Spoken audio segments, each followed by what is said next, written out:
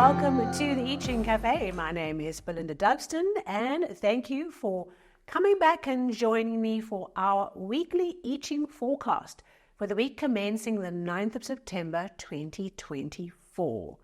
As always, when we do our weekly forecast, we take a little dip back into the week before to reflect on our learning and where we experienced flow and change.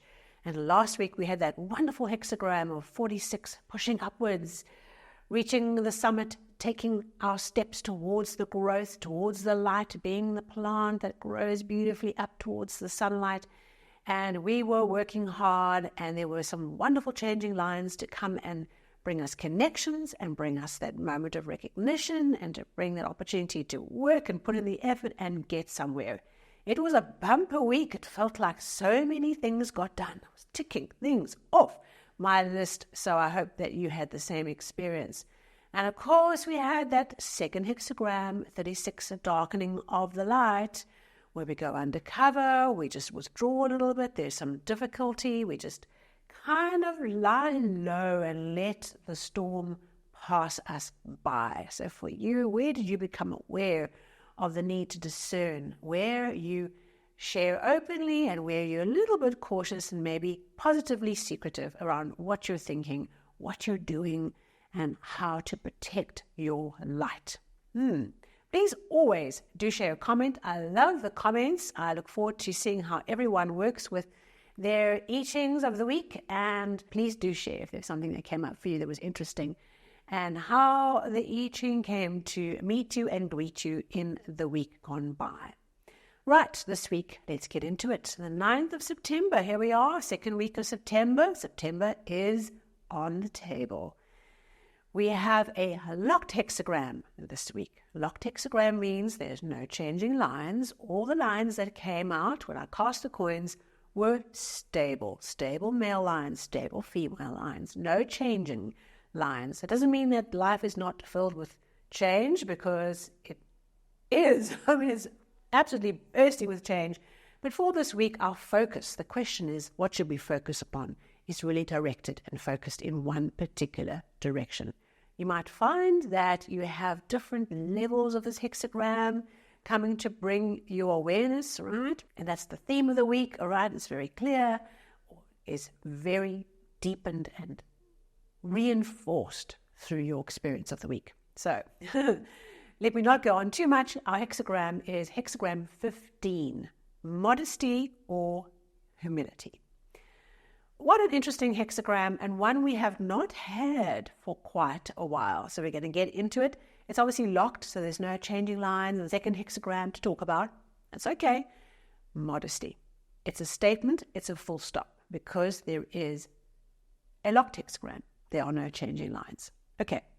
From the structure of the hexagram, we have on the bottom trigram, mountain, and the top trigram, earth. Visualize, you've got a mountain, all right, and earth sinks. You know, mountain sinks and rests, but earth continues to sink, and it fills up the valleys. So you can imagine this earth coming down to meet the mountain, and what was high suddenly doesn't look high anymore, it looks flat. What was low is leveled out. And this is a wonderful visual of what this hexagram tries to bring. It tries to level out extremes and opposites. It tries to find balance. So the word modesty is a little tricky, because we have a very specific picture that we tend to think of when you think of the word modesty. Modest, okay? What does that word mean? So we're going to take it out of the context of the stereotypical modest lady, okay? We're not going to get into those stereotypes, because that's where the language often connects. We're talking about modesty, as always, as a principle. What is low shall be filled up, all right? What is high shall be made low, right? Everything's leveled.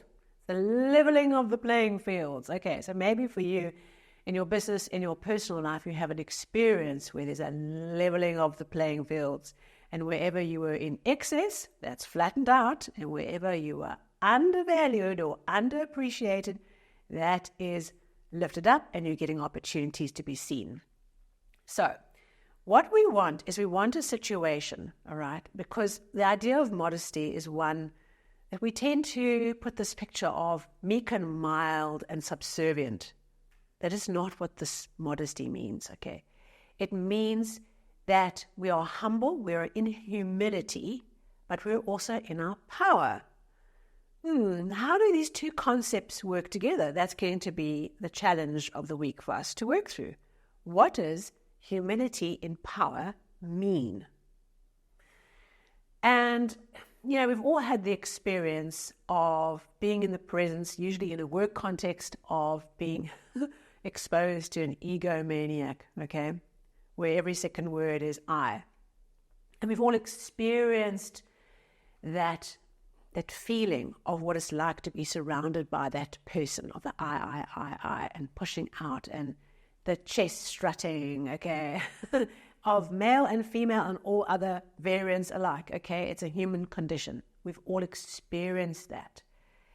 And what does the saying go? Pride comes before a fall. And there's that energy of this particular hexagram of wherever we are chest strutting, okay, we know it all. We have done this. We have an opinion that's more important. Wherever we are in the place of ego with a small e is an area where leveling happens, okay, things get taken away. And then we have the opposite. We have where we are too low. We're not in our power. We are meek and mild, perhaps slightly passive-aggressive. Who knows what's manifesting down there in the valleys. Okay, but we're not in our power. We are almost self-disempowering. That is not what we should be working towards either. That is not the highest and the best. We need to come out of that place, out of the valley, into the sunlight, and claim our power in humility, which means not taking power away from someone else, but creating good in the world through who we are and what we can contribute. And the confidence and the happiness that comes from being in that place of being in our power in humility. They seem like opposite ideas because we have stereotypes built into the way we think about these things. And we tend to, this is a stereotype generalization all by itself, we tend to value the very meek and mild over and above the egotistical, all right? In some cultures, it would be the opposite. But think about for yourself where you see a meek and mild person who is devoted and loyal. Do they get more points than someone who is successful and arrogant? All right. Neither are of the highest and the best. We have to find the middle path. So this hexagram brings us a leveling. Perhaps the leveling is an internal leveling, an opportunity to adjust, right, and balance out and level out to the level playing field internally. And perhaps this is an environment where either we're in too much ego, okay, or whatever the too much means, and that gets pulled down, and wherever we are too little, we're too meek and mild, we get the opportunity to step into our power. But only we can choose whether we are brave enough to step into our power. And that is the question we need to ask. Can we step down from an ego position, and can we step up into power? And that is what we are working with this week. Balance, adjust, temper your life flow to find that rhythm in the middle path.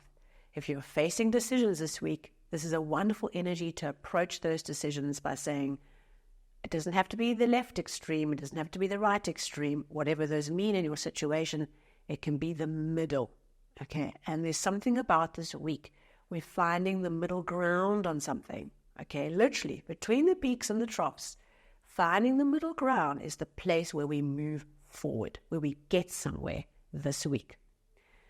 And that is hexagram 15. Not much for me more to say because there's no pizzazz around these changing lines and outcome hexagrams. It is what it is. And in some way, hexagram 15, locked, is the epitome of this energy of the middle path. We don't have to go to extremes. We just stick to the middle. Thank you so very much. Remember to go and watch the monthly overview to see how that's panning out for you, the well and the gentle energy bringing supportive, nourishing progress. go and check it out and see what you can work with this month, because time is a-ticking, and before you know it, we'll be in December, we'll be wrapping up the year, and 2025 will be upon us. So let us give this last few months everything we have. Go and work, go and apply yourself to finding a way through the middle, through the balance, through the middle path to where you need to get to. Thank you so much. Please like and share if this was meaningful. And of course, always subscribe, hit that bell if you would like to get the episodes straight into your app. Same with the podcast. Hit the follow button to get those audios into your app. And I look forward to seeing you soon in our next weekly forecast. Until then, take care.